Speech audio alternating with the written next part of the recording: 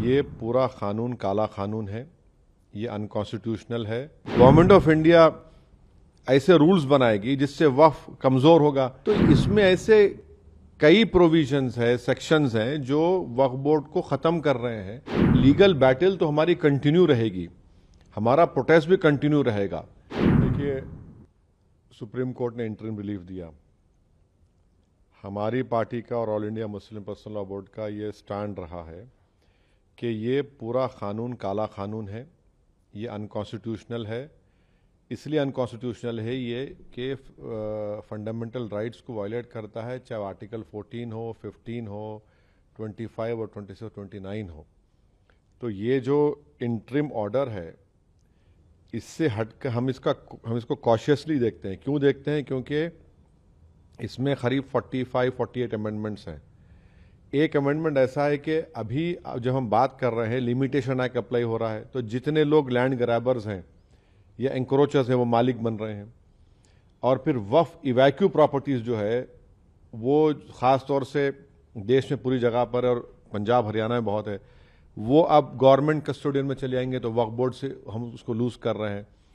तीसरा यह है कि सेक्शन 2 में जो ट्रस्ट एक्ट है, जो सुप्रीम कोर्ट ने जजमेंट में कहा था कि वो वक्फ की प्रॉपर्टी है, गवर्नमेंट ने सेक्शन 2 के जरिए पूरे ट्रस्ट को निकाल दिया वक्फ से।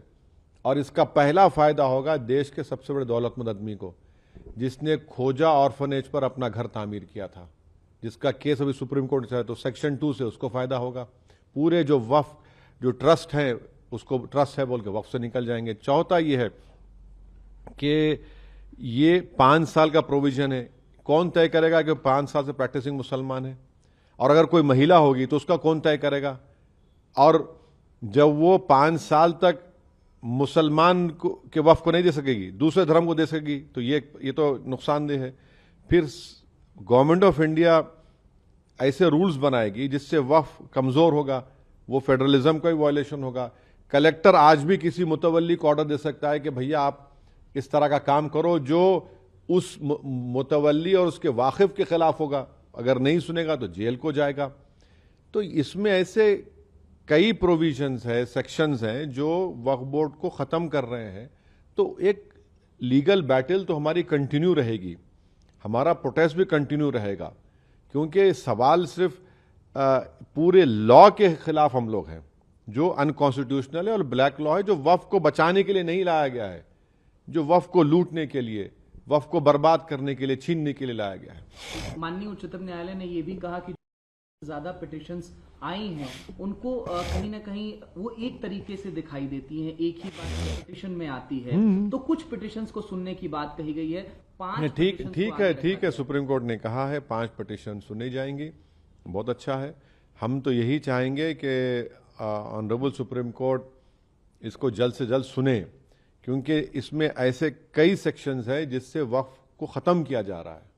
और हम उम्मीद करते हैं कि सुप्रीम कोर्ट इस पर सुनवाई करेगा और एक कंटिन्यूस बेसिस पर फ्यूचर में सुनवाई होगी। सर, वक्फ कानून के लागू होने के बाद देखा कि देश के कई हिस्सों में हिंसक प्रदर्शन हुए। पश्चिम बंगाल से ज्यादातर तस्वीरें देखिए, हिंसा जो हो रही है हम उसका कंडेम करते हैं, चाहे वो एक हिंदू धर्म के बाप बेटे का मॉब लिंचिंग हो या फिर एक मुसलमान की पुलिस फायरिंग में मौत हो।